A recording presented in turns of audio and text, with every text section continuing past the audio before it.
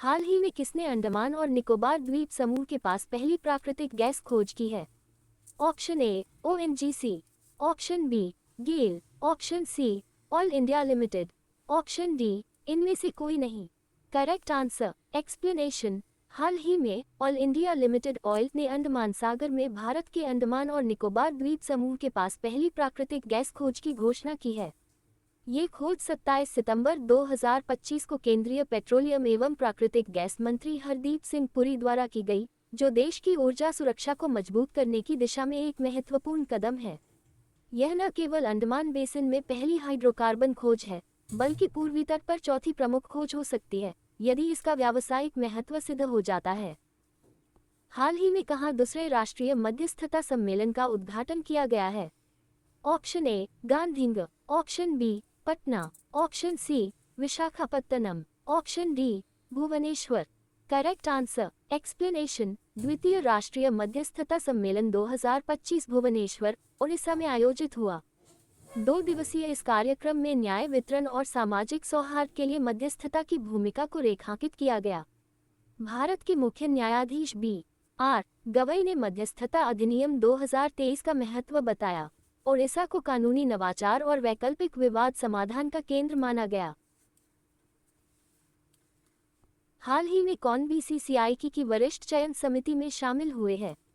Option A Pragyan Ojha, option B RP Singh, option C A और B दोनों, option D Harbhajan Singh.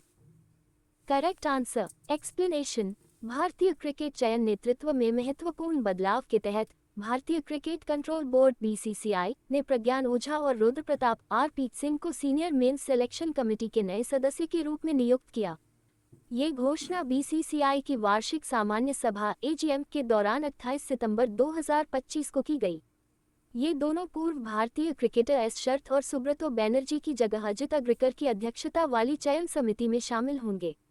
ये कदम उस समय आया जब बीसीसीआई ने महीने की शुरुआत में 5 सदस्यीय समिति में 2 खाली पदों को भरने के लिए आवेदन आमंत्रित किए थे। हाल ही में किस राज्य के गोकुल जलाशय और उदयपुर झील को रामसर वेटलैंड के रूप में नामित किया गया है? Option A Bihar, option B Rajasthan, option C Madhya Pradesh, option D Odisha. Correct answer explanation. हाल ही में बिहार के बक्सर जिले का गोकुल जलाशय और पश्चिम चंपारण का उदयपुर झील रामसर साइट्स में शामिल हुए हैं। इसके साथ ही भारत में अब कुल 93 रामसर साइट्स हो गई हैं, जो एशिया में सबसे अधिक हैं। बिहार में अब 5 रामसर साइट्स हैं। भारत में 2012 में 26 से बढ़कर 2025 में 93 रामसर साइट्स हो गई हैं। हाल ही में जारी ग्लोबल सेफ्टी रिपोर्ट 2025 में कौन शीर्ष पर रहा है?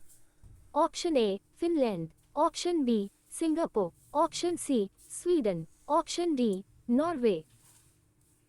Correct answer explanation. गैलप की ग्लोबल सेफ्टी रिपोर्ट 2025 में सिंगापुर शीर्ष पर रहा है। ये रिपोर्ट रात में अकेले घूमने की सुरक्षा की धारणा पर आधारित है, जिसमें सिंगापुर में 98% लोगों ने खुद को सुरक्षित महसूस किया। अन्य शीर्ष देशों में तजिकिस्तान 95%, चीन 94%, ओमान 94% और सऊदी अरब 93% शामिल हैं।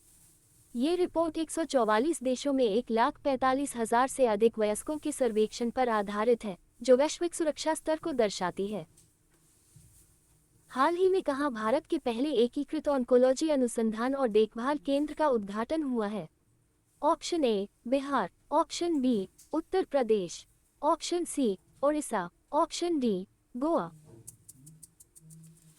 Correct answer explanation. 10वें राष्ट्रीय आयुष दिवस पर आयुष मंत्रालय ने भारत का पहला integrative oncology research and care centre IORCC all India institute of Ayurveda AII Dhargal, Goa में उद्घाटित किया।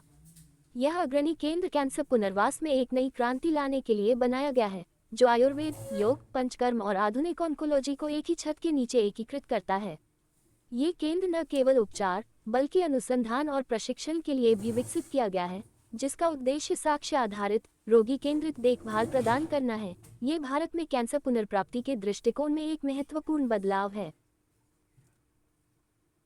हाल ही में किस राज्य का ठंडा रेगिस्तान यूनेस्को बायोस्फीयर रिजर्व में शामिल हुआ है? Option A Ladakh, option B Manipur, option C Himachal Pradesh, option D Arunachal Pradesh. Correct answer explanation.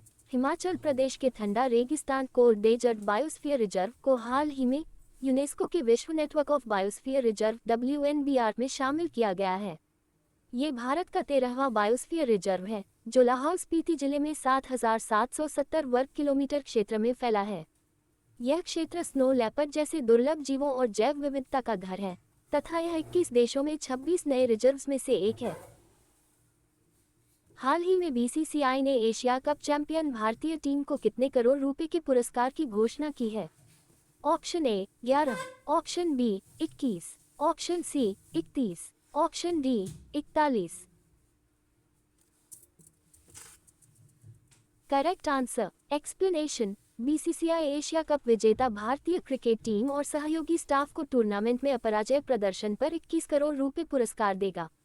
Board ने दुबई में पाकिस्तान पर एशिया कप फाइनल में जीत के बाद ये घोषणा की। हाल ही में भारतीय वनस्पति सर्वेक्षण के निदेशक के रूप में किसने पदभार संभाला है? Option A doctor Kanad Singh, option B doctor Pratibha Singh, option C doctor Ashok Singh, option D doctor A K. Correct answer explanation. Doctor Kanadas ने botanical survey of India BSI के 13वें निदेशक के रूप में पदभार संभाला। वे इस प्रतिष्ठित संस्था के पहले माइकोलॉजिस्ट कवक विशेषज्ञ बने हैं। पर्यावरण, वन एवं जलवायु परिवर्तन मंत्रालय MOFCC के अधीन कार्यरत BSI की स्थापना 1890 में हुई थी और इसका कार्य भारत की वनस्पति विविधता का दस्तावेजीकरण एवं संरक्षण करना है। डॉक्टर दास की नियुक्ति कवकीय विविधता फंगल बायोडायवर्सिटी की अहमियत को नई पहचान देती है। हाल ही में फीफा विश्व कप 2026 के शुभांकर का अनावरण किया गया है, उनका नाम क्या है? Option A Zayu the jaguar, option B Maple the moose, option C Clutch the wild eagle, option D ये सभी। Correct answer explanation. फीफा ने आधिकारिक रूप से विश्व कप 2026 के मैस्कॉट्स का अनावरण किया। तीनों मैस्कॉट्स अपने अपने सह मेजबान देशों का प्रतिनिधित्व करते हैं और विश्व कप की एकता, आनंद और वैश्विक उत्सव की भावना को दर्शाते हैं। Clutch the bald eagle America, Maple the moose Canada, Zayu the jaguar Mexico.